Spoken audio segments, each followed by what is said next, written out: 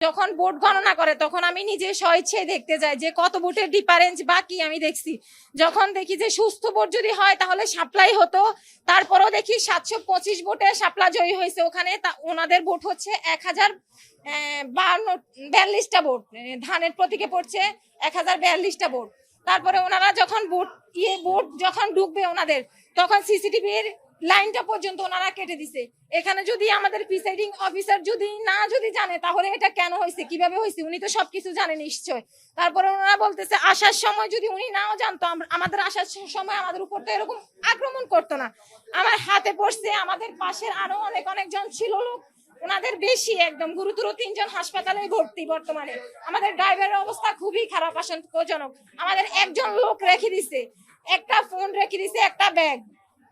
তারপরে তো যে পরিমাণ মার পড়ছে, আমার পায়ে মার পড়ছে, আমার বোরকার অবস্থা দেখেন যেরকম অবস্থা হয়েছে, দেখেন আমার বোরকা।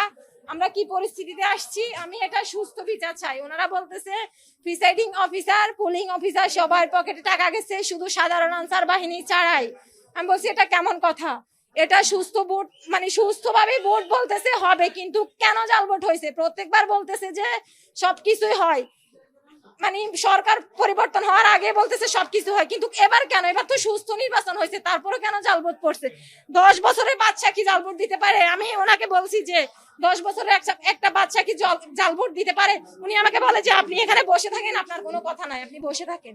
আমি তো ভাবছি হয়তো সিসি ক্যামেরায় সবকিছু দেখা যায়, কিন্তু তার ঠিক 1 ঘন্টা পর আমি শুনতে পারতেছি যে আমি সিসি ক্যামেরার দিকে তাকাইছি, দেখি লাইট জ্বলে না, লাল লাইটটা জ্বলে না, অনের কোনো কিছুই নাই। বলতেছে যে অফ করে দিছে। এটা কেমন কথা? এটা হচ্ছে দক্ষিণ শুলকিয়া কেন্দ্র নাম্বার 51।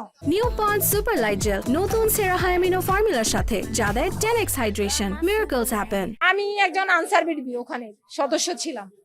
আচ্ছা, ঘটনাটা কিভাবে হয়েছে? শুরুটা হচ্ছে যে মানে প্রথমেই সুস্থভাবে সুন্দরভাবে ভোট হয়েছিল, তারপরে 11:30টার পরে কেন্দ্রে অনেকবার মারামারি হয়েছে, আমরা কন্ট্রোল করে রাখছি। তারপরে আর পারি নাই, ওনারা দখল করে ফেলছে। পুলিশ বলেন, প্রিসাইডিং অফিসার বলেন, সবাইকে নাকি টাকা দিছে। ওনারা বলতেছে বিএমপির কিছু সংখ্যক লোক আর কি, মানে যারা ওখানকার মাতাব্বর বা যা বলে আর কি, ওনারা আমাদেরকেও টাকা সাহায্যে, আমাদের পিসি এপিসি যারা, তাদেরকে টাকা সাহায্যে। ওনারা টাকা নেয় নাই, বলছেন আমরা টাকা নিব না। পরে ওনারা এক পর্যায়ে কেন্দ্র দখল করেই ফেলছে।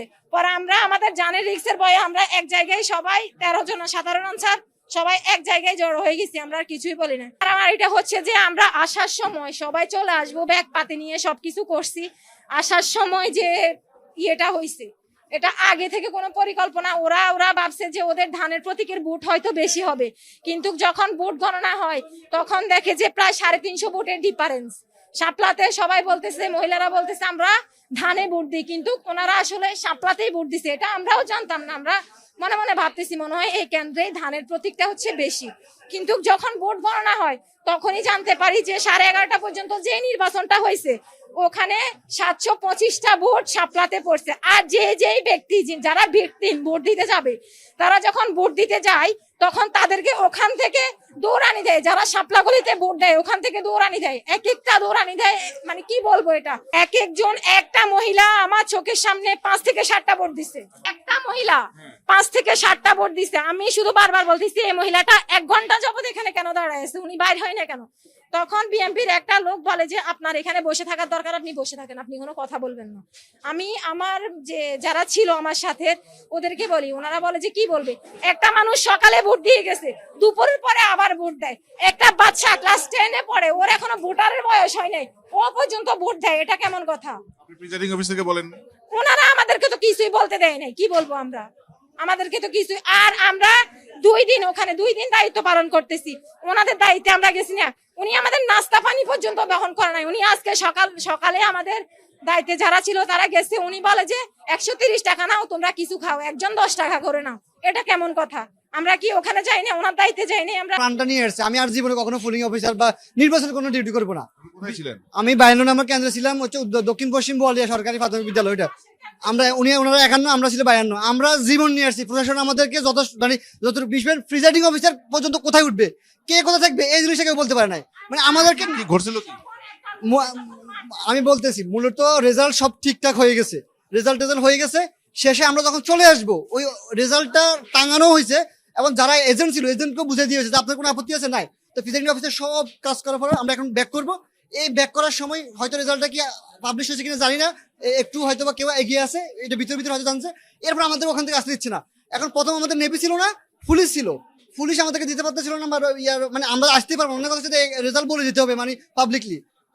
এইটা নিয়ে শুরু হয়েছে। এরপরে আমরা ওখান থেকে নেভি গিয়ে আমাদের কোনো রকম মানে 52 নম্বর কেন্দ্র থেকে 51 আপুদের যে 51 নম্বর কেন্দ্র থেকে গেছে, বৃষ্টির মতো আমাদেরকে ইট মারছে, বৃষ্টির মতো, মানে কিভাবে বলবো, মানে বৃষ্টির মতো ইট মারছে আমাদেরকে। মানে আমরা জীবন নিয়ে কোনো রকম, আমি না শুধু প্রিজাইডিং অফিসার, আমি আমাদের যারা ছিল সবারই একদম নিরাপত্তা ছিলই না। আমরা আপনি কি হিসেবে ছিলেন? আমি পুলিং অফিসার ছিলাম। আমরা পুলিং অফিসার 12 জন, সহকারী প্রিজাইডিং অফিসার 6 জন এবং প্রিজাইডিং অফিসার 1 জন, 19 জন একদম অরক্ষিত অবস্থা ছিলাম। এবং আনসার বাহিনী ওনাদের অরক্ষিত অবস্থা ছিল। শহর এলাকা ছিল? এটা হচ্ছে ভিতরের দিকে, সরা এলাকা বলতে একটু খারাপ এলাকা, ভিতরের দিকে রাস্তাঘাট অত ভালো ছিল না। আমি জীবন নিয়ে আসছি কোন রকম, আমি বললাম যে আমি জীবন নিয়ে আসছি, সবাই জীবন নিয়ে আসছে। আপনার নাম কি? আমার নাম হচ্ছে মোহাম্মদ নুরুল্লাহ, আমি একজন প্রাইমারি স্কুলের সহকারী শিক্ষক, পুলিং অফিসার দায়িত্ব। কিন্তু আমি জীবন নিয়ে আসছি, আমি আর জীবনে কখনো নির্বাচনী ডিউটি করবো না। আমাদের অবস্থা খুবই ভয়াবহ ছিল। আমাদের 3 দিক থেকে অতর্কিত হামলা করছে। আমরা নেভি অফিসাররাও ছিল, কিন্তু ওরা আমাদেরকে প্রোটোকল দিয়ে যথেষ্ট নিয়ে আসছে। কিন্তু আমরা বোয়ালি থেকে যখন সোলাকি আসছে, তখন হচ্ছে ওই যে সিএনজি অটোগুলো হচ্ছে বন্ধ হয়ে যায়।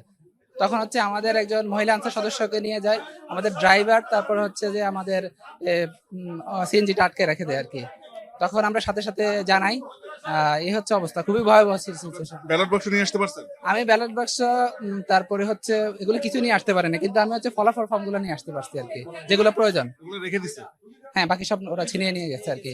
প্রায় 200 থেকে 300 লোক ছিল। আমাদের বৃষ্টির মতো হচ্ছে নিক্ষেপ করছে। আপনার নামটা? জহিরুল ইসলাম বাবর। কি হিসেবে কাজ করেছেন? আমি প্রিজাইডিং অফিসার, 52 নম্বর কেন্দ্র। 52 নম্বর কেন্দ্র, কেন্দ্রের নাম কি ছিল?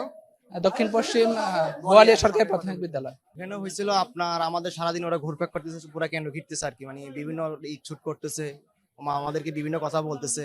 যে সময় ফলাফল দেওয়ার পর আমাদেরকে ঘিরে ফেলছে চারদিক থেকে। পরে ঘেরার পরে নৌবাহিনী আসছে, বিভিন্ন পুলিশ আসছে, আসার পর ওরা আমাদেরকে দেখে দিচ্ছে না, গাছ কেটে রোডের মাঝখানে গাছ ফেলাইছে। পরে আপনার আমাদের যখন গাড়ি মানে উল্টা উঠিয়ে যাচ্ছে, তখন আমাদেরকে পাথর মারতেছে। পাথর মারার পরে এখানে মানে গাড়ির গ্লাস টাস ভাঙছে, কেউ মাথায় পড়ছে, কেউ আহত হয়েছে। ওইখান থেকে আমরা আসি 51 নম্বরতে, 1 নম্বর কেন্দ্রে আর কি। ওই 51 নম্বর কেন্দ্রে আমাদের গাড়ি একটা নষ্ট হয়ে যায়, এমনকি গাড়িতে ড্রাইভার সহ আমাদের একটু মহিলা আনসার সদস্য নিয়ে যায়। আমাদের নির্বাচন যে বাহিনীর যে মালামাল ছিল ওগুলো নিয়ে যায়। হ্যাঁ, গাছ কাটে দিছে, আমরা যেন না যেতে পারি ওখানে।